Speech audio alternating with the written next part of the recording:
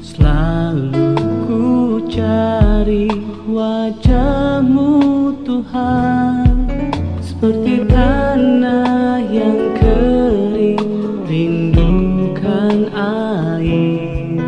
Demikianlah jiwaku rindu Engkau. Selamat pagi, salam damai sejahtera untuk semua kita dimanapun kita berada.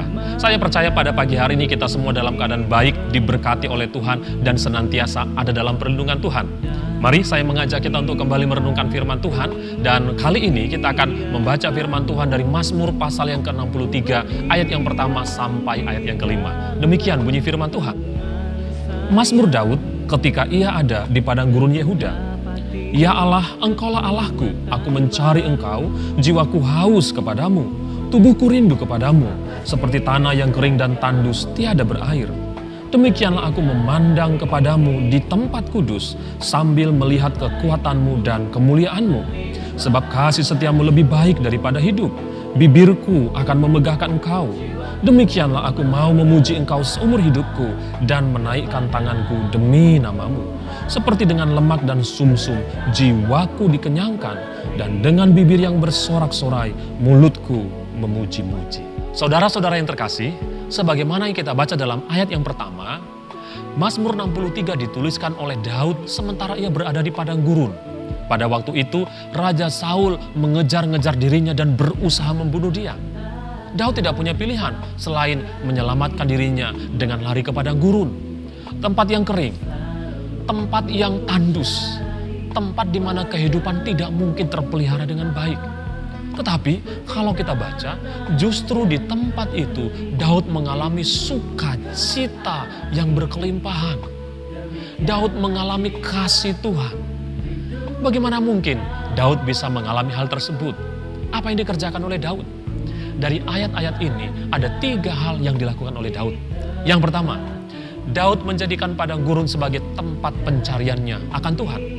Ayat yang kedua, Ya Allah, Engkaulah Allahku, aku mencari Engkau, jiwaku haus kepadamu, tubuhku rindu kepadamu, seperti tanah yang kering dan tandus, tiada berair. Daud memutuskan bahwa situasi dan kesukaran yang ada di sekelilingnya tidak boleh mempengaruhi situasi di dalam jiwanya. Lebih daripada kesukaran secara jasmani, Daud memutuskan untuk mencari Tuhan. Dia menjadikan kesukarannya sebagai sarana untuk mencari Tuhan. Dia tidak menyalahkan situasi. Dia tidak menyalahkan Raja Saul yang berusaha membunuhnya. Tidak menyalahkan situasi padang gurun. Tetapi dia menggunakan semua kesukaran itu sebagai kesempatan untuk mencari Tuhan. Pada waktu dia mencari Tuhan, kerinduan yang besar akan Tuhan mulai muncul di dalam dirinya. Dan itulah yang mempengaruhi situasi dan kondisi jiwanya. Lebih daripada situasi dan kondisi di sekelilingnya. Yang kedua, dikatakan demikian. Demikianlah aku memandang kepadamu di tempat kudus, sambil melihat kekuatanmu dan kemuliaanmu. Daud memutuskan menjadikan padang gurun sebagai tempat pertemuannya dengan Tuhan. Saudara-saudara, apakah yang dimaksud dengan tempat kudus? Bagi orang Israel, tempat kudus adalah kemah pertemuan yang letaknya di Yerusalem. Tempat di mana mereka meyakini bahwa Allah hadir di tengah-tengah bangsa mereka. Daud tidak mungkin datang ke tempat itu. Itu sebabnya Daud memutuskan untuk membangun sebuah tempat pertemuan. Tempat di mana dia bersekutu dengan Tuhan di dalam jiwanya. Dia membangun sebuah persekutuan yang akrab dengan Tuhan. Di mana di dalam persekutuan tersebut Daud memandang Tuhan. Dan ketika Daud memandang Tuhan, matanya tidak lagi terfokus kepada kesukaran yang dia hadapi. Matanya tidak lagi melihat kekurangan di sekelilingnya, tetapi dia melihat kebesaran Tuhan. Dia melihat kemuliaan Tuhan. Dia menikmati perlindungan Tuhan. Di tempat itulah jiwa Daud mengalami sukacita dan kebahagiaan yang sejati.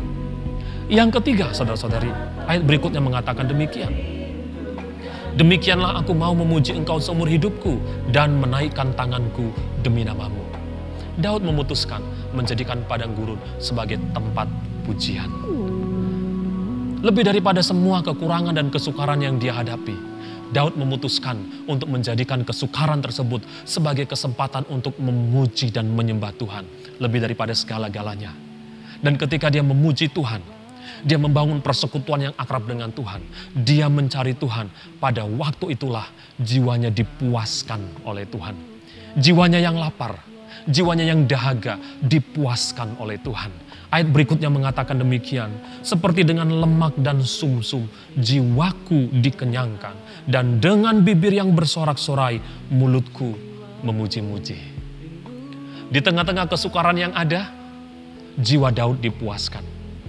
Di tengah-tengah segala kekurangan yang ada, roh Daud kenyang dengan kehadiran Tuhan. Kalau pada hari ini kita merindukan kepuasan di dalam diri kita, tidak ada tempat yang lain selain kita datang mencarinya di dalam Tuhan. Membangun sebuah persekutuan yang akrab dengan Tuhan. Dan kalau kita melihat saudara-saudara, jiwa yang dipuaskan oleh Tuhan akan memiliki dampak yang luar biasa. Daud mengatakan, demikianlah aku memuji engkau seumur hidupku, dan dengan bibir yang bersorak-sorai, mulutku memuji-muji. Gaya hidup yang memuji Tuhan lahir dari kepuasan jiwa di dalam Tuhan. Ini menjadi pelajaran yang sungguh sangat berharga bagi setiap kita. Bagaimana caranya kita bisa menikmati kepuasan jiwa di tengah-tengah masa yang sukar. Belajar dari Daud, kita menjadikan masa sukar sebagai tempat pencarian kita akan Tuhan. Belajar dari Daud, menjadikan masa sukar sebagai tempat pertemuan kita dengan Tuhan. Dan kita belajar dari Daud, menjadikan masa sukar sebagai tempat puji-pujian di dalam Tuhan. Jiwa kita akan dipuaskan oleh Tuhan. Rasa lapar di dalam roh kita akan dipuaskan oleh Tuhan.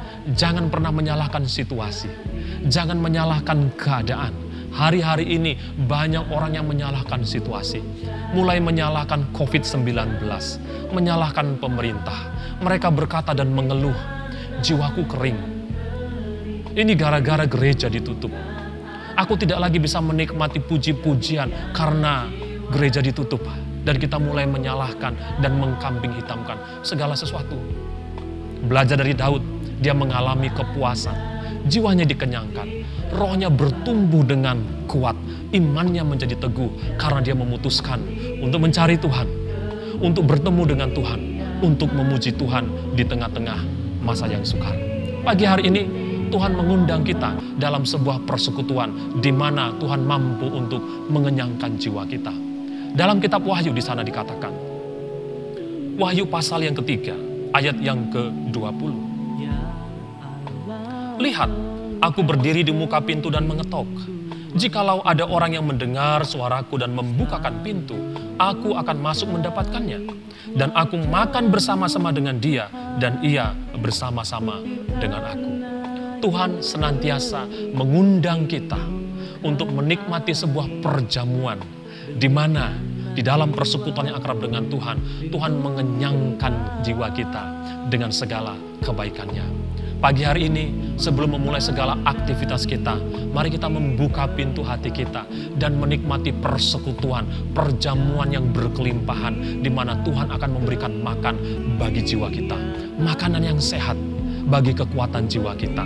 Tuhan yang mampu melakukannya. Tuhan memberkati setiap kita. Tuhan memberkati semua aktivitas kita. Berkat-berkatnya Tuhan sediakan bagi jiwa kita. Tuhan memberkati. Amin. Kasih setiamu